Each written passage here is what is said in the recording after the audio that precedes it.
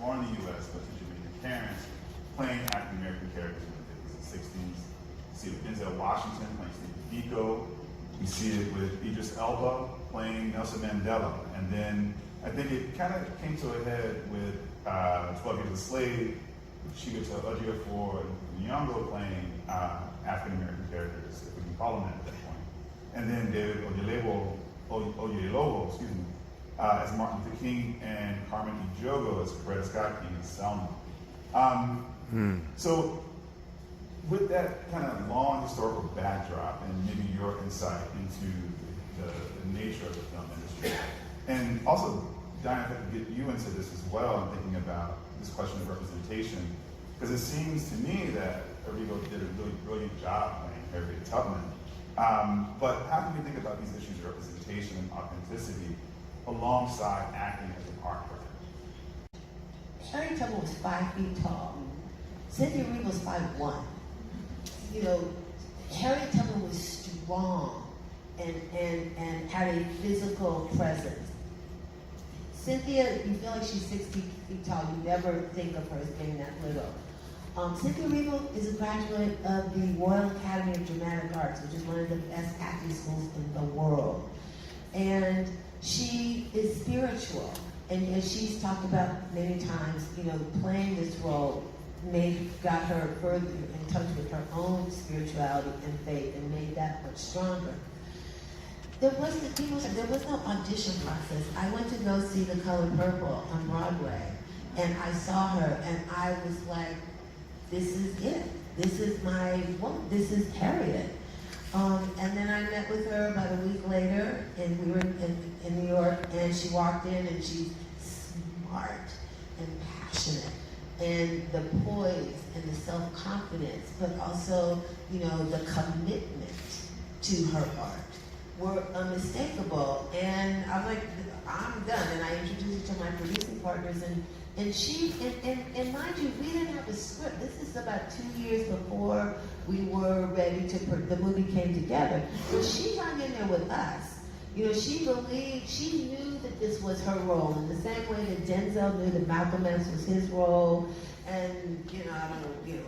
But she hung in there and believed that my producing partner, Daniela Kaplan-Lundberg, and I would deliver the role and the movie and everything that goes along with it. So I just, you know, it's like finding the needle in a haystack, and you have to go with what you think is right for the movie. How did you view something like Cynthia Erivo in what she does with the role, but also this question that I think has kind of animated a lot of people, but maybe hasn't been done with the same kind of historical correctness as Michael?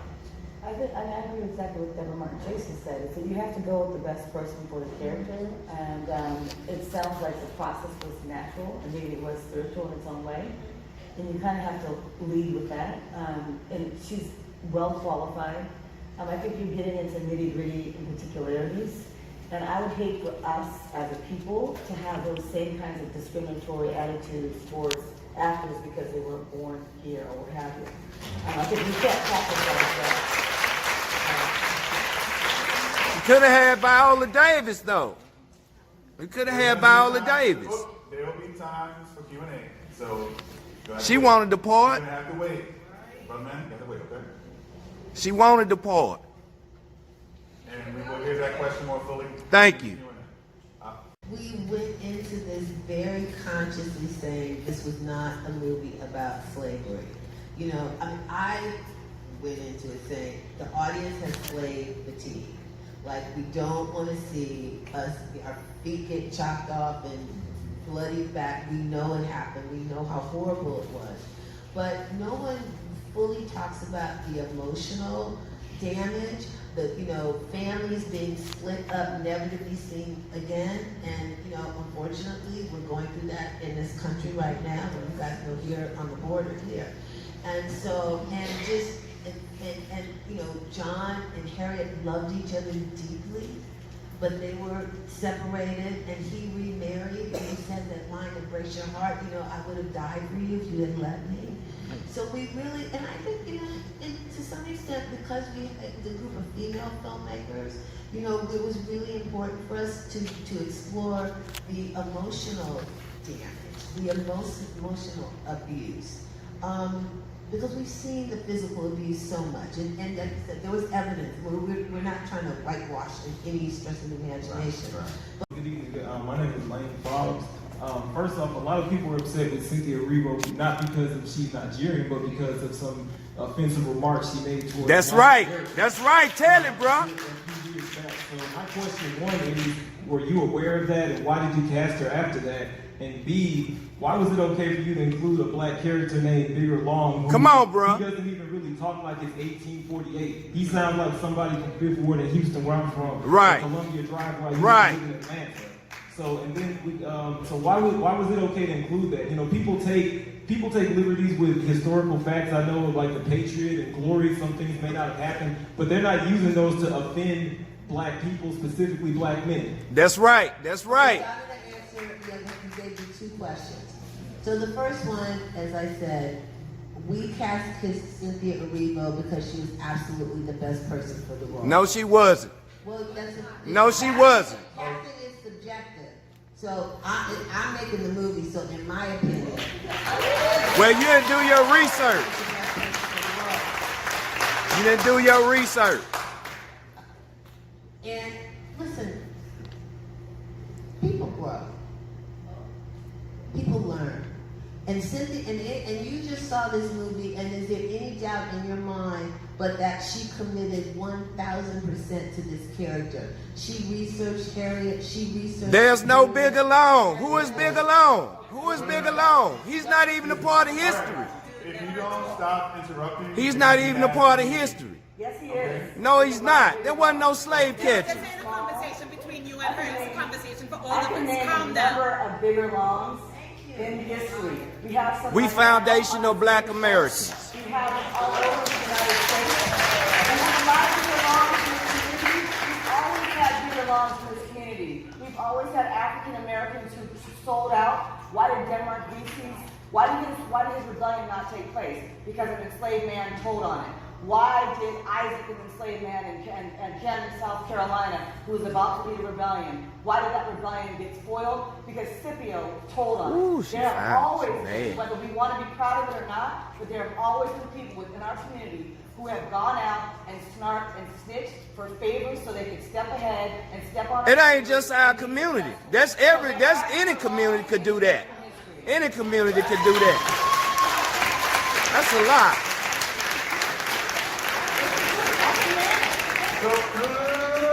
No, not gonna happen. So. Oh, I'm leaving. I heard what I need to hear. Disrupt. So that's it. Oh, what a tangled web we weave when first we practice to deceive. So our good friend Deborah Mammy Chase decided that she was going to go to UT Austin. She figured if I go to one of these Ivy League schools where I got an audience that's primarily comprised of white people and Asians, and these are collegiate folks, so they don't have much contact with those Negroes on the ground, those street Negroes. She figured she was going to have a friendly audience and that nobody was going to be there to say otherwise, because after all, we're here to applaud her little flop of a film. That's what she thought was going to happen, because she had it all her own way everywhere else. Yeah, but what she didn't know was that the B1 Brigade was in attendance to give her little magnum opus thumbs down. And I want to make sure that I give special mention to the people who were involved. Heaven's Girl hit me up on Twitter. She was the one who posted it first, beat everybody else to the punch. You also had the YouTube channel Black Dollars University, where this entire glorious incident was posted at. So big salute to the B1 Brigadiers, the folks who were actually in the room, because that's the important thing. So many times whenever we're having our own get-togethers, you got these enemy agents slithering among us who try to disrupt what we're doing. So what we're doing is we're giving them a taste of their own medicine. We're confronting them and asking them the tough questions. And you see, she didn't have any answers. It was just lie after lie after lie after lie. Everything that she said contradicted itself. Oh, Cynthia Erivo was the best person for the role, but the first thing she said that Deborah Mamie Chase said was that there was no audition process. We didn't audition. Just saw her at The Color Purple. Oh, now what the hell are you doing watching The Color Purple? Yet, this woman here, she likes to overdose and binge on all kinds of media fare that trashes black men in particular. This woman, Deborah Mamie Chase, she's got a freaking real problem with black people in general and black men in specific. But she was compelled to just lie because the white media lets her get away with it. She can lie to the white media, and they've been allowing her to say it without challenge. So when she got challenged on it, she didn't have an answer. Well, there was no audition process, but Cynthia Erivo was just the best person for the role. How would you know? You never asked anybody else to come in. She also said that there was no script. She was talking with Cynthia. Did she say 10 years or 2 years? I couldn't tell. It sounded like she said 10 years. I know that Deborah Mamie Chase's little propaganda piece has been in development, or rather debasement. I know it's been degenerating for some time, but I don't know if Cynthia Erivo had slithered in the door to ask for a role 10 years ago. But in either case, how the world can you say that Cynthia Erivo was perfect if there wasn't even a script? There was no audition. There was no script. That lets you know that this thing was freaking AstroTurf. But if you didn't believe it, you would have to believe it after she said that Cynthia stuck in there and she knew that she had confidence that I and my production partner would deliver the role to her, deliver the movie. Yeah, deliver the role. They would deliver the role. So much for meritocracy, so much for she was the best person. This is all about not what you know, but who you know. They chose Cynthia Erivo for the obvious reasons. She shares Deborah Mamie Chase's hatred of black people and black men in specific. No, in Cynthia Erivo's case, she's utterly jealous of American black women because she'll never be one. She looks at what American black women have done and contributed to the world. She sees the monumental accomplishments of a Harriet Tubman or of a Rosa Parks. She sees what black American women have done and meant to the world over hundreds of years. Even in chains, black American women towered over puny, small, insignificant females like Cynthia Erivo. She looks at what a real woman did and she figures, well, I'll never be this woman, but I can dress up like her. I can pretend to be like her. And if I run around cosplaying as Harriet Tubman, why, people will think that same amount of character and dignity and strength, somehow that rubs off on me and somehow that will accrue to me. Well, you ain't fooling nobody. You see the freaking just lie after lie after lie. And in the middle of all of it, as if the lies weren't enough, she then goes, well, this is not about the brutality of slavery. We've already seen that. People have already seen enough of the slave movies. Yeah, and you just made another one. Because if this wasn't about slavery, what the hell was it about? It was about Deborah Mamie Chase and Cynthia Erivo indulging their zaddy love and their mutual hatred of black men. That's what this really was about. Mamie Chase sitting here saying, oh, family, it's the emotional things, the emotional things. That's just code for, well, we're not going to show the white supremacists being brutal.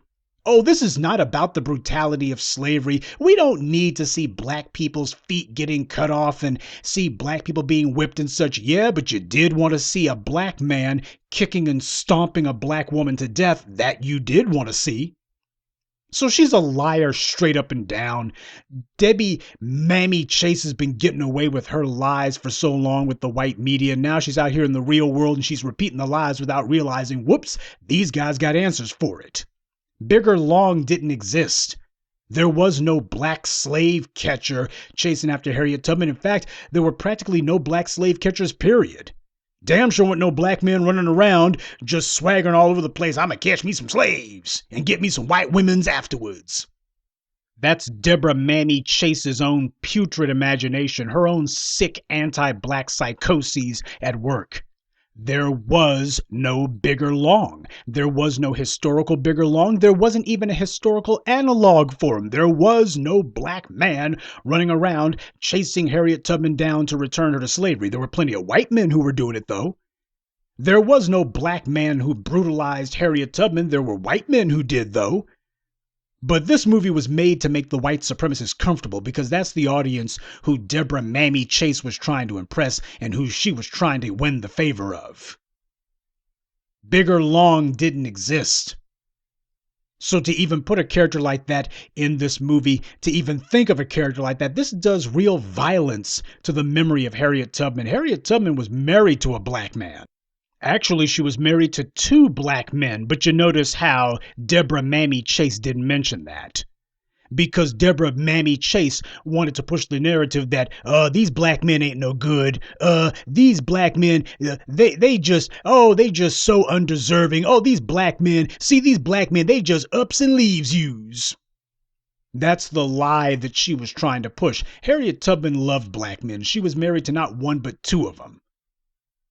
And she married, in fact, the one that she married after slavery, that was the one that she stayed with the longest. But again, if you're somebody like Deborah Mammy Chase, who is nurturing your own anti-black psychoses, this psychotic anti-black hatred, well, you can't really emphasize that. You got to downplay that because you got to make sure people understand that's not important. Black relationships, well, especially with black men, well, that's not important. What about this white guy over here who's beating and whipping you and brutalizing you? Well, he's just misunderstood.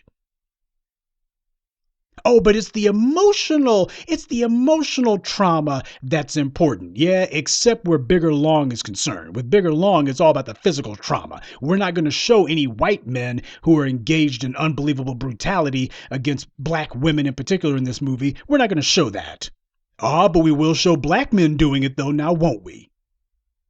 She's sprinkling sugar on crap and seeing if anybody swallows it. Well, thanks to the B1 Brigade, there was an antidote in the theater last night. But did you see how she stopped herself in mid-sentence to say that talking about breaking up families, we've had, as black people, we had our families the slaves had their families broken up, and we see that going on in our country right now on the border. Really? In the middle of a supposed screening of a movie about black slaves in America, you want to talk about Latino illegal immigrants? Really? Yep, as far as she's concerned, that's what it's all about. So she doesn't have anything really complimentary or sympathetic to say where black men are concerned. Oh, but she's got tons of sympathy and concern for illegal aliens. This woman's anti-black hatred is just off the charts. If there was a needle, it wouldn't have broken, it would have disintegrated. That's who and what Deborah Mammy Chase is. Just on and on and on, lie after lie after lie after lie. And the audience, like a bunch of trained SEALs, clapping on cue because they're trying to give her support. It's like, oh God, these black people are in here telling the truth. We're with you, Mammy Chase. We can't support what you say with any facts because you lied, but we support your lie. We support your lie. And you see how in the middle of it, she had to tag in her bedwenching pal next to her Aunt Jemimey buddy to the side, saying there have always been people in the black community who have snitched on us for their own advantage. Yeah, there's been tons of black folks who have also helped white supremacy promote and traffic lies about us and to help invent lies about us for the sake of getting a pat on the head from white society. There were 2 of them on the stage last night. But the lies couldn't stand. So I salute the brothers and sisters who were there last night to make their voices heard, because this is what it takes to make sure that these black sellout filmmaker propagandists that the white media puts on, to let them know when you do this mess, you're going to get called out, and it ain't going to be just on Twitter. That's what she was thinking. What she was thinking was, I'm safe now. I've gotten off of Twitter, and this surely is not going to follow me here. Next thing you know, the B1 Brigade is in the audience, and we ain't here for no popcorn and Twizzlers neither. This is what it's going to take, family, because this is how you put the pressure on and how you keep it on. There are many of you who talk about these guys. I want to get you in the habit of coming straight to them, talking to them and telling them we're going to hold you to account. And no, it is not lost on me that the chucklehead who was supposed to be conducting this little lie fest, he starts off, and I guess he figured that he was going to get out in front of the issue and say, oh, we're talking about the issue of representation and Cynthia Erivo. That's what he thought he was doing. He thought that he was getting out in front of it. He thought he was going to set the stage for, we're going to bestow innocence on your clearly corrupt, racist hiring practice here. The way you cast this movie was racist, but we're going to try to help you out by, I'm going to try to get out in front of it. And if anybody brings it up, we'll say that we've already covered that. And we're going to, hopefully we can put one over on them. No, they didn't put anything over on anyone. They didn't get away with any lies. And on a side note, whenever there are people who go to these meetings and make sure to speak up, there's always somebody who is critical of how they did it, or, well, we don't like the way you went about it. Let me tell you something. If you weren't there, you don't get to criticize how it got done. You don't get to criticize any of it. You don't get to throw in your 2 cents. If you had a problem with it, you should have been there. If you weren't there, then you don't get to criticize. It's as simple as that. I have no problem with what was done nor the way in which they went about it. Besides, the way these things are, you better believe as soon as you speak up and they realize, we got some folks here who are speaking that truth, they're already going to be telling the ushers, get these guys out of here. Get them out of here quick. So that's just the way it is. Deborah Mammy Chase did not go there to answer any questions. She went there to get her ego stroked. She went there so she could feel better about her flop, so she could get a room full of friendly sycophants and brain-dead goofballs to pat her on the back. That's what she went there for, so she could pretend as if she did something that was worthy when it was nothing more than propagandistic lies and trash. The most important thing is that she knows she didn't fool anyone, and she also should know this is going to follow her. This ain't going away. Just because you log off Twitter, just because you turn off Twitter, doesn't mean that, I can go out into the real world and no one's going to confront me on this. I got away with something. You got away with nothing, and now she gets to feel the same heat that her buddy Cynthia Erivo was getting. This is what it's going to take, family, to make sure that we start charging a price for people who disrespect us, for people who decide that they're going to lie about us, for people who decide that they are going to do violence to the memory of our hallowed ancestors, people who decide that they are going to abuse and misuse our image. This is what it's going to require. So I salute the family who were in attendance last night. I salute every one of them. You're doing the ancestors' good work. Harriet Tubman is looking down on you in particular and smiling. She was probably wondering for a while there, is no one going to stand up for my memory? Are none of my children going to stand up for me? Well, there were a few of them who said, hell yeah, we'll be the first. Family, if you're too timid to confront these scumbags and you're worried about speaking out of turn, then you ain't built for this. If you're more interested in not stepping on any toes, if you ain't stepping on these scumbags' toes, then you're never going to get them to move. Deborah Mammy Chase is the avowed enemy of black empowerment. She is the avowed enemy of the black community. If your bloodline, if your ancestry goes back to the plantations, Deborah Mammy Chase is as much your enemy as David Duke. That's what she's about. She is a feckless sellout. She is an absolute inveterate liar. And she finally got called on some of those lies. She's not used to people actually holding her to account, but it happened last night. And what's also going to be happening is this is something that's going to be seen by people like Cassie Lemons and Agent Duvernay and others. And they're going to be looking and going, we might want to be a little bit more careful with the vetting for these Q&As, It might be some of those troublemakers in the audience. No troublemakers. Just truth tellers who are speaking truth to the white media's black bootlicks. You don't get to get in front of a pre-vetted audience full of a whole bunch of rubes who are just there to see a free flick.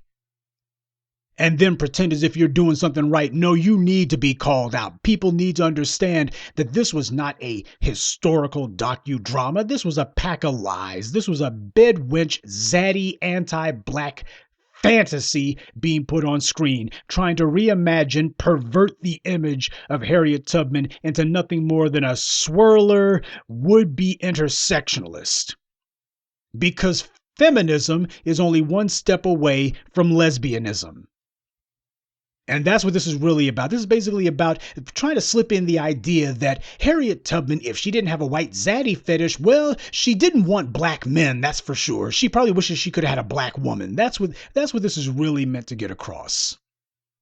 The real Harriet Tubman, the one who is chronicled in the history books, the one who wrote her name for all time in the hearts and minds of those who she fought on the behalf of, that's you and me, the actual Harriet Tubman who Debbie Mammy Chase and Cynthia Erivo had no respect for, she deserves to have her honor defended, because her honor is our legacy, what she bequeathed to us. People like Deborah Mammy Chase slither on their belly for a few crumbs from white supremacy. Harriet Tubman was running around with a shotgun ready to pop a cap in the very white racist who Mammy Chase is trying to curry the favor of. And to allow an enemy of black empowerment to call herself writing Harriet Tubman's page in history, don't dream. You got called out last night, Mammy Chase. And by the way, old Mammy Chase ain't got nothing to say about this on her Twitter feed. She ain't got nothing to say about it, and neither did her little producing partner. As far as they're concerned, that was so traumatic. Like, we can't even admit to this. Whew, that was rough. I gotta have a cigarette. Yeah, that's what they were about. And they saw what the actual dyed-in-the-wool, steel-jawed, iron-ribbed, fire-breathing adherents of black empowerment are about. It is not sufficient, family, merely to denounce these scumbags online. That's good. It's essential. It's a great way to organize and galvanize. But it is not enough. At some point, your online advocacy must translate into offline action. You gotta be doing stuff out in the real world. When the bad guys call themselves smearing and defaming us, we gotta be there in their face. What's that old expression? Reality is whatever refuses to go away when you close your eyes. See, if you can close your eyes and we go away, if you close your eyes or block somebody on Facebook or you block somebody on Twitter and they go away, then they're not reality. But on the other hand, if you decide that you block somebody online or you close your eyes or you log off of Twitter and they still don't go away, you decide you're going to go in an audience that you yourself cherry picked and they don't go away. They're in there with you. Guess what? That's the reality. The B1 Brigade is reality. This black empowerment sphere is reality. The adherents and acolytes of the message that we are promoting and pushing, that's the reality. And Deborah Mammy Chase got smacked upside the head with it last night. Her pre-canned talking points didn't do her a dime's bit of good. And she knows that from now on, she's going to have to basically stick to the private interviews. Well, no more of these public Q&As. It's rough out there. So expect her to be sticking to private interviews with the online white media websites. Expect that to be where she sticks to, because that's the standard MO. When we made things hot in the streets of Ferguson and Baltimore, the white media had to retreat to their studios and their sets and their stages. They had to retreat to their sound stages, to the comfy, cozy confines of a network studio. They had to go ahead and retreat there so that they could have the same old panel, the same old bootlicks, saying the same old jive. But all of that on location in the streets, no more of that. Somebody's given these black folks the right words, or rather, as white supremacy sees it, the wrong words to say, and we can't be repeating that. And what they're finding out is we're not asking, we're telling you. Family, there's a new practice that you're going to need to start picking up and start getting comfortable with. And that is elbowing your way into the conversation. Power is not given, it is taken. And the first power is always the ability to define yourself. And isn't that the classical definition of power that we were given? Power is the ability to define yourself and to define your relationship to those around you in such a way that your definition becomes theirs. Well, the first part of power is you got to be able to define yourself. And that means you don't let Deborah Mammy Chase or any other tool of the propaganda arm of white supremacy define you. You and only you are allowed to say who and what you are. Anyone else who tries it is a liar, is a thief, is an enemy, and they are not legitimate. And you're the one who has to declare that they are illegitimate. And how vigorously that you declare it determines whether or not they get to stand. You saw what happened online to the point that even at this little Q&A, which was anything but a Q&A, the very first thing that clown with the microphone had to say was, well, about this representation thing and various actors and such. Yeah, they figured we got to address the elephant in the room. Yeah, but who put the elephant in the room? It wasn't Deadline Hollywood. It wasn't Vulture. It wasn't Variety. It was the new voices of black media who put the elephant in the room, to the point that this is what dominates the Harriet movie now. So no matter what denials that Deborah Mammy Chase or Cynthia Erivo or any of their other of their suck-ups and sycophants try to pull, everybody knows we have effectively defined this movie. We have defined it. Deborah Mammy Chase didn't define this movie. We did. We defined this piece of propagandistic trash, and we defined the people behind it. We have defined Cynthia Erivo. We defined it. And now here they are trying to figure out, well, we got to address the elephant that they put in the room. And hopefully we know these people here in the room have seen it. Everybody's seen it. Jesus. Well, in that case, then what we're going to do is we're going to go ahead and give a couple of pre-canned perfunctory responses, just basically an afterthought. And then we're going to move right along and nobody will notice. But it didn't go down like that. And it won't be allowed to go down like that. This is going to be the new normal. You hit us, we hit back. Because for the longest time, the bad guys have been yucking it up. Oh, me and my producer pals, we were having a party. Well, we were the only non-whites in attendance, just the way we like it. And there were plenty of white men there. Sure, they weren't looking at us, but that doesn't matter. The point is, there were no other black women around to make us feel as if we had competition, and we felt very good. Why? We felt practically white ourselves. And we were getting ready for a little bit of slave play. That's what to them is just a non-stop party. It's just a non-stop celebration for them, a celebration of white supremacy. And they were going to try to turn Harriet Tubman into an unwilling handmaiden of this sick, degenerate media cesspool that they like to put on. They were trying to turn Harriet Tubman into an unwilling participant. In fact, forget about participant. They were trying to turn Harriet Tubman into a proponent, an endorser of this. They were going to try to make it where Harriet Tubman's story now gets turned into a bedwench fantasy. And they figured nobody would say boo about it. That's what they were trying to do. Yeah, they've been having a good time at black people's expense. The Deborah Mammy Chases and the Cynthia Erivos. Oh, the white media's put them up something nice, caked them off for slapping us in the face. Oh, they've just been loving it. They've been cutting a rug. They've been dancing a jig. They're good for jig work.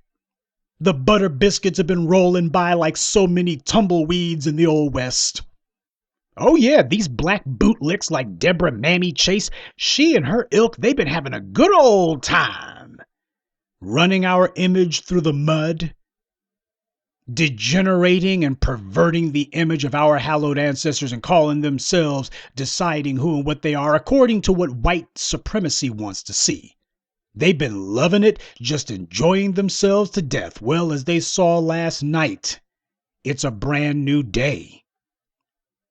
The parade is getting not just rained on, it's being washed away by a flood of black empowerment. You can go ahead and pretend not to see us all you want. That's fine. This is not about getting you to acknowledge us, but it is about making sure that you obey us. So while you're busy having yourself a good old time, you better be making sure that you don't run afoul of the black empowerment movement. Because as we showed last night, we are not here to pat you on the back. We are here to crash the party.